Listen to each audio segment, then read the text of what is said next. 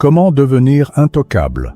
Leçon de Machiavel. Sénèque disait que l'homme qui dépend des applaudissements construit sa maison sur le vent. C'est une image qui pèse comme une pierre, car elle rappelle que tout ce qui s'érige sur l'approbation d'autrui est, au fond, instable. Une rafale de critiques, un murmure de désapprobation, et toute la structure vacille. Cicéron, à une autre époque, a complété la leçon « La dignité ne se négocie pas ». Elle se préserve. Et préserver exige plus que de dresser des murs. Cela exige de créer des frontières que personne ne voit, mais qui soutiennent tout de l'intérieur. La blessure silencieuse, c'est de vivre toujours exposé, sans murailles internes. C'est le sentiment d'être vulnérable aux critiques qui percent, aux manipulations qui dévient le chemin, au chantage émotionnel qui draine l'énergie. C'est comme marcher en terrain découvert, sans armure, en espérant que la force de l'apparence soit suffisante pour protéger. Mais tôt ou tard, on découvre que ce qui protège n'est pas l'image, mais le centre. L'essence machiavélique comprend que le pouvoir n'est pas seulement d'attaquer ou de résister, c'est de devenir difficile à atteindre. Et cette invulnérabilité n'est pas un isolement froid, c'est plutôt un noyau si solide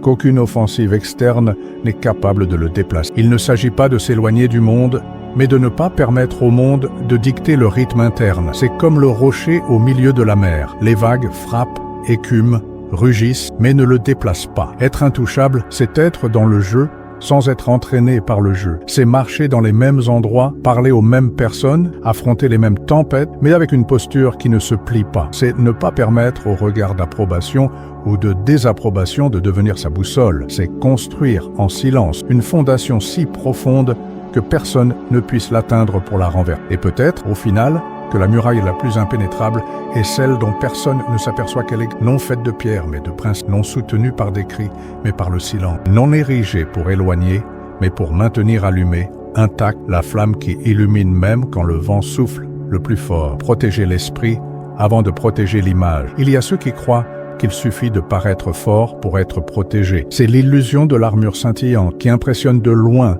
mais se défait au premier impact réel. L'éclat intimide, mais il ne soutient pas. C'est comme un château de pierre impeccable à l'extérieur, mais dont la fondation, cachée de la vue, pourrit en silence. Quand le sol cède, la taille des murailles n'a plus d'importance. Tout s'effondre. Sénèque comprenait que la vraie forteresse s'érige dans l'esprit et non dans les murailles. Et cette construction interne n'est pas visible.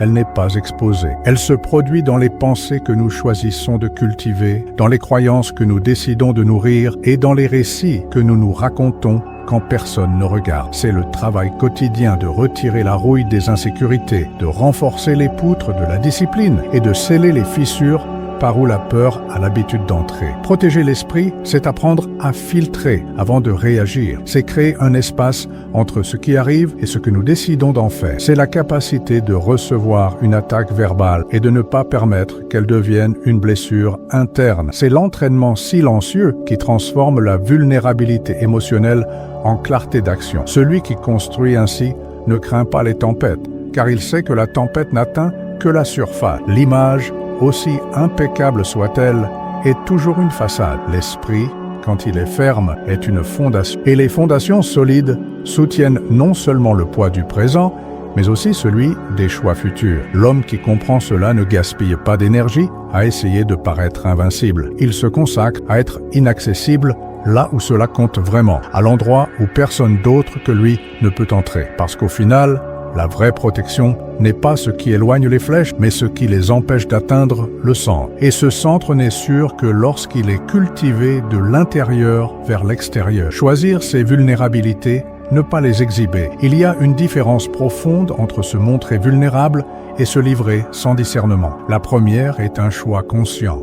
La seconde, un acte de manque. Nous confondons souvent l'ouverture avec l'exposition totale, comme si l'honnêteté devait venir sans protection, sans fil pour être légitime. Mais toutes les vérités n'ont pas besoin d'être dites à tout le monde. Et tout accès ne doit pas être accordé à celui qui le demande. La vulnérabilité, lorsqu'elle est choisie, est une force. C'est comme ouvrir une fenêtre pour laisser l'air entrer, mais garder la porte fermée pour que la maison ne soit pas envahie. C'est permettre à quelqu'un de voir une partie de soi, mais ne pas lui donner la carte entière. Dans la pensée machiavélique, contrôler ce que l'on révèle, c'est contrôler ce que les autres peuvent utiliser contre vous. L'information est un pouvoir, et le pouvoir, lorsqu'il est dispersé, s'affaiblit. L'erreur est d'exhiber ses fragilités par impulsion, comme celui qui recherche un soulagement immédiat. Dans ces moments, nous nous révélons non par stratégie, mais par peur d'être oubliés ou ignorés. C'est un don qui ne renforce pas. Au contraire, il ouvre des brèches pour que les critiques,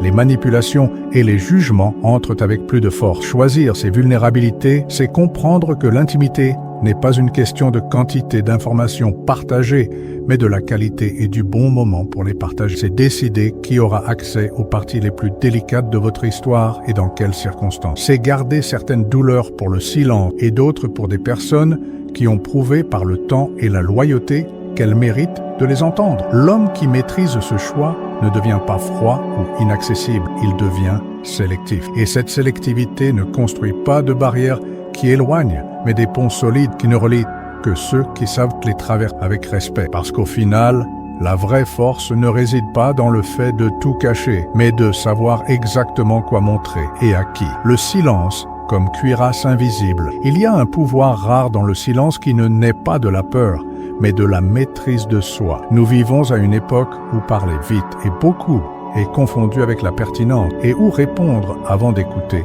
est considéré comme un signe de présence. Mais souvent, c'est le contraire qui est vrai. C'est dans l'espace que nous laissons entre les mots que le respect commence à grandir. Marc Aurèle disait que celui qui se tait a plus de pouvoir que celui qui crie. Le silence, quand il est un choix, n'est pas un vide, c'est une présence mesurée. Il protège comme une cuirasse invisible, permettant à l'esprit d'observer avant d'agir, au cœur de percevoir avant de réagir. C'est la surface calme d'un lac profond. Personne ne sait ce qui existe au fond, mais tout le monde respecte la tranquillité qui demeure même face aux vents et aux pierres lancées. Parler avant d'écouter, c'est s'exposer sans nécessité. C'est permettre à des émotions passagères de guider des mots qui deviennent ensuite des chaînes. Le silence, quant à lui, crée une marge pour que la pensée s'aligne sur l'intention. Il permet à la parole, quand elle vient, d'avoir le poids de celui qui ne gaspille pas sa voix dans de petites batailles. Il y a ceux qui confondent cette retenue avec de la faiblesse. Cependant, le silence stratégique est la marque de celui qui n'a pas besoin de rivaliser pour attirer l'attention. C'est la sécurité de savoir que votre présence a déjà été remarquée avant même qu'un mot ne soit prononcé. Dans le domaine de l'influence, c'est une arme qui ne se voit pas mais qui se ressent. Comme une cuirasse, le silence ne protège pas seulement, il préserve aussi. Il garde à l'intérieur ce qui n'est pas encore prêt à être exposé et empêche les attaques externes d'atteindre le noyau. Et quand on décide de le briser, chaque mot traverse l'air avec la précision d'une flèche qui sait exactement où elle doit atterrir. Apprendre à se retirer avant qu'on essaie de vous arracher. Il y a un moment subtil, mais décisif, où rester commence à coûter plus cher que par. Beaucoup ignorent ce point, insistant sur des jeux qui ont déjà perdu leur sens, restant dans des endroits qui n'offrent plus rien d'autre que de l'usure. Rester par habitude, par orgueil ou par peur, c'est offrir à l'autre la chance de décider de votre destin. Se retirer par choix, c'est en reprendre le contrôle. Dans la pensée stratégique, partir avant qu'on essaie de vous arracher n'est pas de la lâcheté, c'est une lecture du scénario. C'est se rendre compte qu'un terrain de jeu ne sert plus vos objectifs et, par conséquent, ne vaut plus votre effort. C'est le retrait calculé du général qui ne gaspille pas de troupes dans des batailles qui ne peuvent pas être gagnées ou qui, même gagnées, apporteraient peu de bénéfices. S'éloigner par la force, c'est être poussé. S'éloigner par choix, c'est ouvrir la porte et partir avec sa dignité intacte. Cette décision exige de la clarté et du courage, car elle implique de renoncer à quelque chose qui, aussi épuisant soit-il, offre encore la familiarité du connu. C'est échanger une sécurité apparente contre un nouvel espace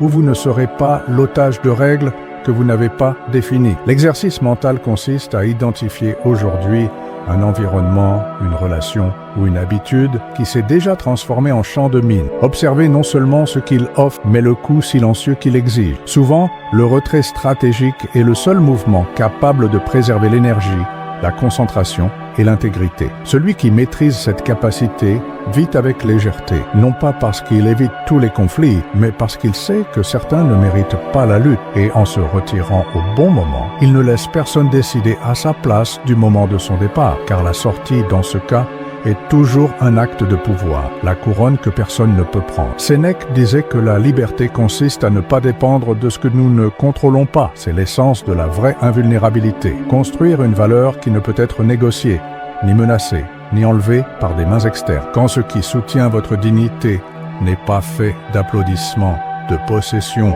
ou d'approbation, il n'y a aucune force capable de vous l'arracher. Cicéron, avec la lucidité qui traverse les siècles, affirmait que le plus grand triomphe est de rester maître de soi-même. C'est cette possession interne qui transforme quelqu'un en une forteresse. Peu importe ce que l'on perd en chemin, statut, relations, opportunités, si le noyau reste intact, rien n'a vraiment été enlevé. C'est la couronne que personne ne peut prendre, la souveraineté sur son propre acte. L'invulnérabilité n'est pas de l'isolement, ce n'est pas vivre à l'écart de tout et de tout le monde, c'est de l'autonomie, c'est être dans le monde avec l'ouverture nécessaire pour se connecter, mais avec des racines assez profondes pour ne pas être emporté. C'est savoir que ce que l'on offre est le fruit d'un choix et non d'un besoin. Et c'est précisément cette liberté qui attire le respect, même de ceux qui sont en désaccord avec vous. Si tout vous était enlevé aujourd'hui, qu'est-ce qui resterait intact en vous? Cette question, plus qu'une réflexion, est un test silencieux. Car si la réponse est quelque chose qui dépend d'un autre, alors il y a encore du travail à faire. Mais si la réponse naît de ce que vous avez construit à l'intérieur, alors il y a déjà une couronne invisible sur votre tête. L'image finale est simple et puissante. Une flamme qui brûle à l'intérieur d'une coupole invisible, protégée, mais toujours en train d'illuminer le monde. Car la vraie force ne consiste pas à crier qu'on est en feu. Elle consiste à continuer de brûler, même quand personne ne regarde.